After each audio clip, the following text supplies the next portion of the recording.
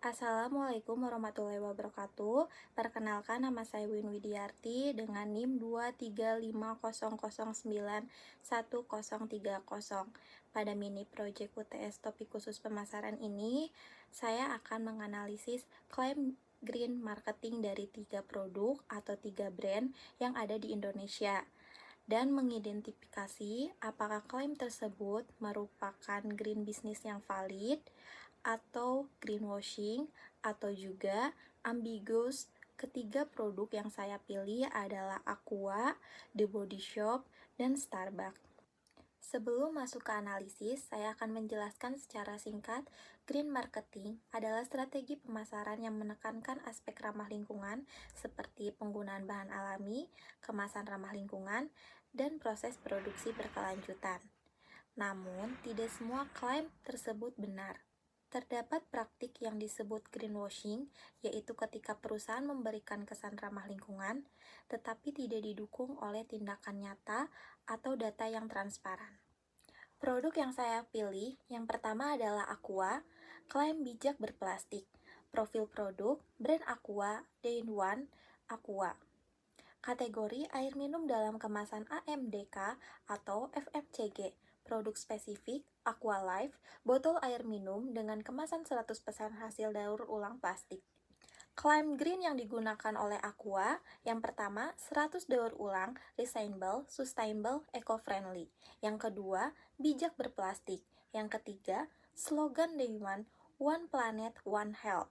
Yang keempat, target membuat seluruh kemasan 100% dapat didaur ulang pada tahun 2025 dan meningkatkan proporsi plastik daur ulang dalam botol dari 11% menjadi 50% pada 2025.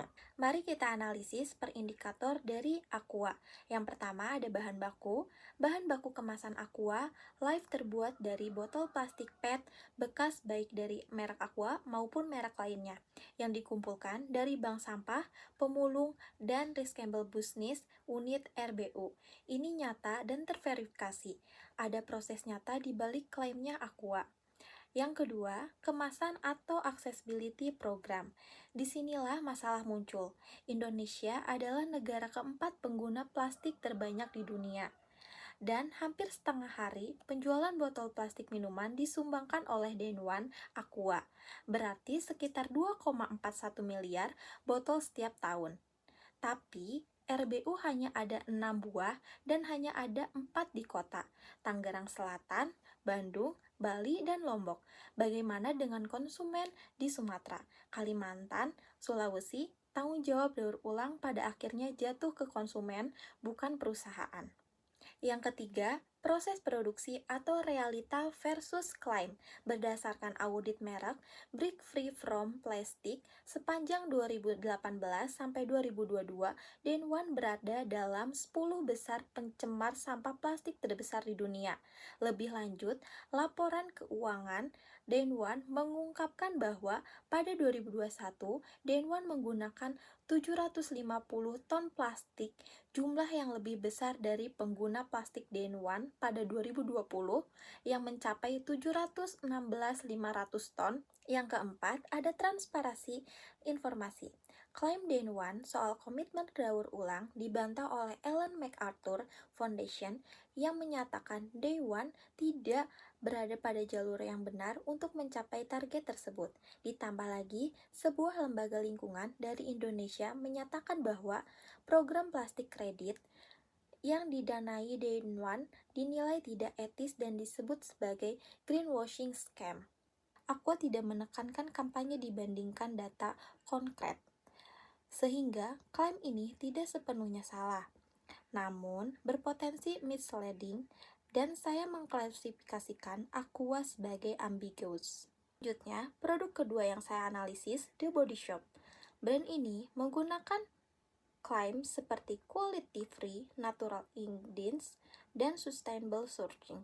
Dari sisi bahan baku, The Body Shop menggunakan kombinasi bahan alami dan bahan kimia yang aman. Dari sisi kemasan, sudah menggunakan bahan daur ulang dan mengurangi penggunaan plastik baru. Dari sisi produksi, terdapat program Fair Trend dan komunitas lokal yang menunjukkan praktik berkelanjutan. Dari sisi transparansi, perusahaan menyediakan laporan sustainability yang dapat diakses publik, sehingga klaim yang diberikan didukung oleh bukti nyata, dan saya mengklarifikasikan The Body Shop sebagai green business yang valid. Produk ketiga yang saya pilih adalah menganalisis Starbucks. Starbucks memiliki beberapa klaim ramah lingkungan seperti kampanye sip responsibility, penggunaan sedotan kertas, serta klaim eco-friendly packaging. Namun, setelah dianalisis secara lebih mendalam, dari sisi bahan baku, memang terjadi perubahan dari sedotan plastik ke kertas. Namun, gelas yang digunakan masih menggunakan kandungan plastik yang sulit didaur ulang.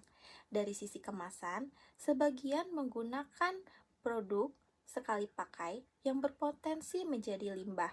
Dari sisi proses produksi, sebagai perusahaan global, Starbucks memiliki jejak karbon yang cukup besar. Dari sisi transparansi, meskipun tersedia laporan sustainability, informasi yang disampaikan kepada konsumen tidak selalu mencerminkan dampak lingkungan secara keseluruhan.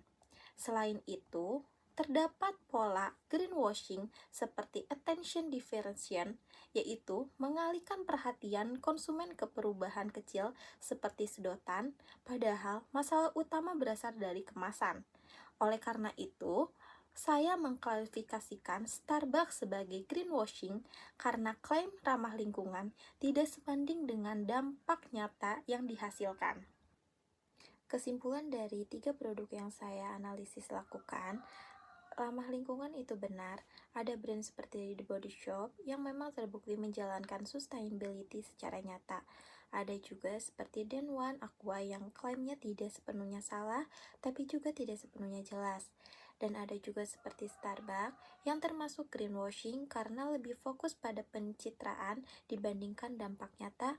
Jadi, sebagai konsumen, kita harus lebih kritis dan tidak langsung percaya dengan klaim green marketing.